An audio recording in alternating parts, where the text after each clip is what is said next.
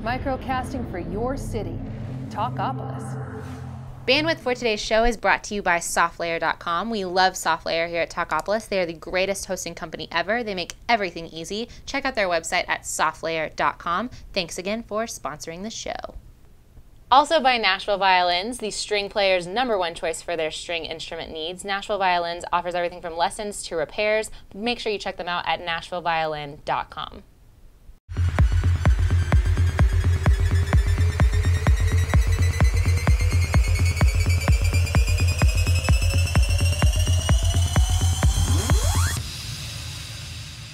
Well, hello. Welcome to Thursday on Music Business Daily. I'm Kelsey. I'm Shara. And we are going to give you all of the hot music headlines. So let's kick it off with Charles Manson. Not one of the hottest headlines, but he wrote Marilyn Manson an open letter from his prison cell. Basically said, hey, I'm still crazy. Hey, I'm still crazy. Hey, I'm still in jail. And I would like to direct this at Marilyn Manson because Marilyn Manson took his stage name from Charles Manson and then half from Marilyn Monroe because that's how he rolls. But yeah, Charles Manson wrote to Marilyn Manson, and it's just kind of all in nonsense. This story is on NME, and you can go read the whole thing if you're really attached to it. Basically, it's just Charles Manson just, rambling about how he's basically been in jail, and he's, like, there's things, he's going to pay Manson for what he thinks Manson has coming.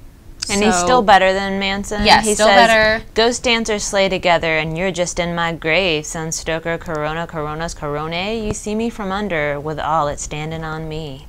So that's poetic in and of itself. I really think Marilyn Manson could maybe take these words and put them into a song. Right. I don't know. Maybe that's what he's trying to focus on these days. Yeah, just being lyric in writing. Prison. But hey, I mean, he's been in prison for quite a while, so he's just getting his writing out there. But both of the Mansons together, it makes a nice, cute little headline. Another cute little headline, Linkin Park are the biggest band on YouTube. Right, hit 1 billion views. Now, they're the first rock band to hit 1 billion views because Lady Gaga has had over 1 billion views way back in 2010. Right. But the rock scene is catching up. And I think it's too because it seems like older bands, I know they're not really old, but Lady Gaga's fairly new, and so it seems like the newer acts get a lot more YouTube action. Yeah, because that's kind of where they launch their careers, especially also because Lady Gaga's so visual. Like, people want to see her videos. All that she's going to do, like the Judas video. Hello, I want to watch that every day. Insane, yes. But so Linkin Park is at 1 billion. I think it's kind of funny that it's just, they're splitting hairs now with this is the band that has the most views. It's like now that we have music in so many different, areas, it's like we're not only looking at the solo artists, we're looking at the band that made it big. So I don't know, I feel like we reward a lot of kind of superfluous things in today's music world. But still, I mean, that's a ton That's of a big views. deal. That's a lot of people viewing your videos, and that's everything from live performances to actual, like, mastered music videos. So good news for them. Somebody that's not getting a lot of views, though, is Noel Gallagher. Yes. Which he just randomly came out and said, I'm sorry for ruining dance music. I sometimes feel like he just says things just to get, publicity. He was the front man for Oasis. Yes, and he said that, he said that in the 90s, there was some dance music, but then Oasis came out and became massive with their guitar sound and took away from what dance music could have been. So he would like to formally apologize for ruining dance music. But I don't really think that he did. I don't really think, I think we have dance music still. Right. Lady Gaga's hit the dance music scene hardcore. I feel like she brought back a lot of what Madonna and En Vogue did in the late 80s, early 90s. So I really feel like nothing really happened to dance music. He's just trying to say Oasis was the band in the 90s. In case you guys Forget didn't about know. Nirvana. Seriously.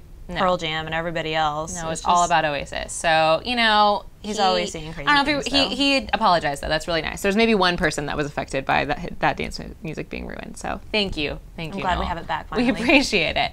Speaking of people that have random news stories, we have the head of AEG. So, Philip, has it Anschutz? That's what I was thinking. Yeah, he's a billionaire. He owns AEG, which is one of the biggest ticketing companies, and he's thinking about just, selling part of his company. Off. Just selling right. AEG Well, he off. also owns the Lakers and the Los Angeles Staples Center. Because you can't own just one thing. He owns the Coachella Music Festival. Yeah. I mean, he has his hands in a lot of pies. He really does. But one thing AEG is known for is sponsoring just the biggest acts. I mean, their CEO said, I've been accused of being a cherry picker sometimes for the tours we buy. I can live with that. Yeah. But since concert promoters only make 3 to 5% of a profit, some are speculating that maybe AEG is saying, you know what, we can make more of a profit in other things. So maybe that's why they're selling it.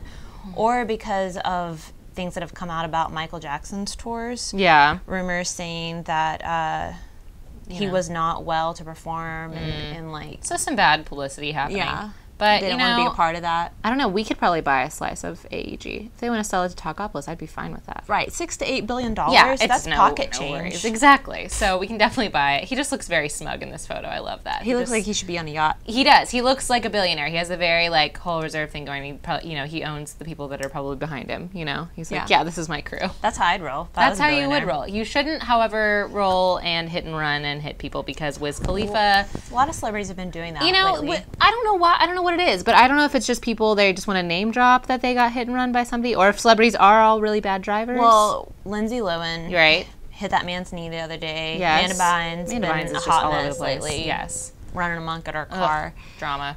But yeah, so this woman said that he totaled her car and then ran off because she was at his video shoot the other day. Yep. But I don't think she can really prove that unless she has part of his paint on her car. You know, and then maybe it was dark. Maybe we don't know. She couldn't really see who was in the car. Probably. I don't know. I think she just probably was like, "Yeah, Wiz Khalifa. I was there. I want to be famous. He hit my car. He hit my car. Oh no, I'm gonna get Twitter followers from this." Right. Exactly. Someone who has 1 million Twitter followers, Taylor Swift.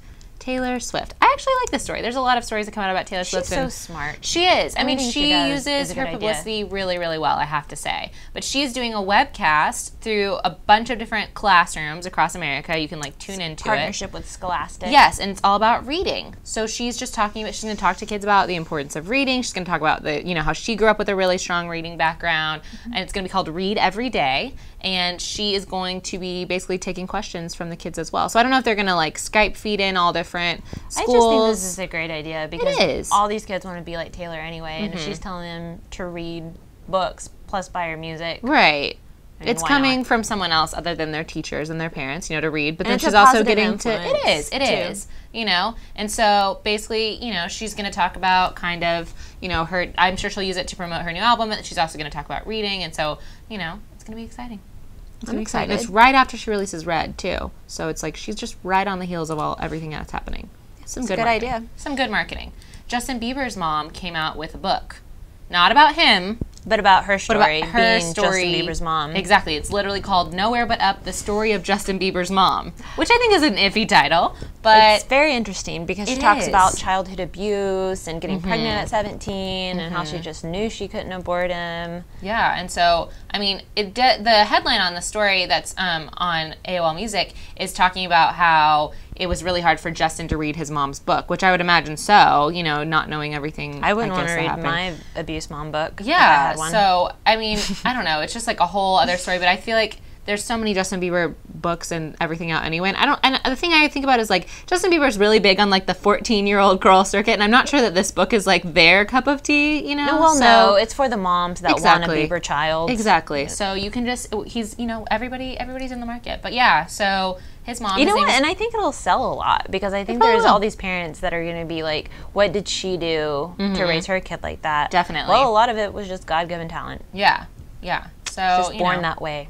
Just born this way. More Lady Gaga references. Yeah, I just always have to talk about her. We love her. It's my thing. Exactly. Well, R. Kelly, I love every R. Kelly story because it's R. Kelly. His tour is going to be called the Single Ladies Tour, and he has come out with a statement on how his tour is just one big dating game. I love this. I'm surprised it's not sponsored with like Zeus or Match.com or eHarmony. Yeah. Yeah. Basically, he said he wants to have some fun. He wants to have like single ladies. He's going to do stuff on stage. Apparently, like going to be like all the single ladies. Couples up. Yes, he is. He's like, I know there might be some couples coming to my concert, but I feel like there's going to be more single ladies. There we go. And when there's single ladies, there's single men. That's so what he why don't we says. hook y'all up? So he also has a song "Feelin' Single." So he's gonna be playing that. I feel like just front to back. He also has a song called "Black Panties." Yeah. So if you want to regular meet someone, R. Kelly. Regular R. Kelly. If you want to meet someone and you want to listen to Trapped in the Closet with them for 24 hours, right? You can go to one of his shows. So that's a new way. You know, that's it's a whole new dating scene. I think that he's opening up. I think I'd be kind of scared to go though. Yeah? It just seems more scandalous than Cirque du Soleil. I don't know. It's Cirque to R. Kelly. It's gonna happen. That's who he's gonna see. That's who he's gonna tour with next, basically. Yes.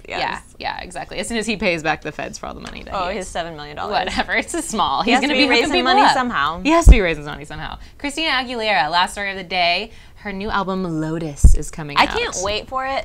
Plus, because she says that she has a song, The Fighter 2.0. Ooh. I don't think she released the title of it yet. No, but she just said I it was love that Fighter song. inspired. I've rocked out to it on the treadmill for the past 9 years. There you go. There you go. So she's I'm bringing ready back. for this one. She's back again. I mean, after The Voice, I mean, she's kind of like come back into consciousness, you know, like because her Bionic album was just kind of. See, I loved it. I know it didn't go anywhere, Yeah. but I just buy everything that she does because she has an incredible voice. She has an incredible voice. She did that Will Ferrell Mexican movie too that came out. I think it went to like straight to Redbox, but she did the title track off that too, which was you just hear a voice and you know exactly who it is. Yeah, too. Exactly. Just and I like that in this article on MTV, she said that basically after being back on The Voice, she has like a new like energy and new hunger to make music. You know, after seeing people that are starting out their careers on The Voice, she's kind of inspired by that. So that's really cool. I mean, she may, you know, be obnoxious sometimes, and she may be, you know, her outfits may be a little iffy sometimes, and I may be like, ooh, girl, sometimes, but she has an awesome voice, and I think that's really what matters. She's just always in the public view, and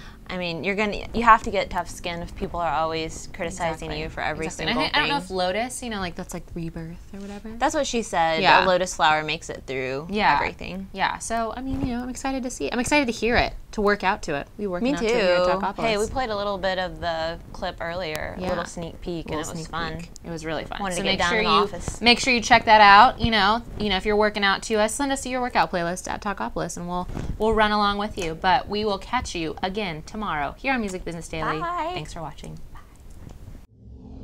Microcasting for your city. Talkapolis.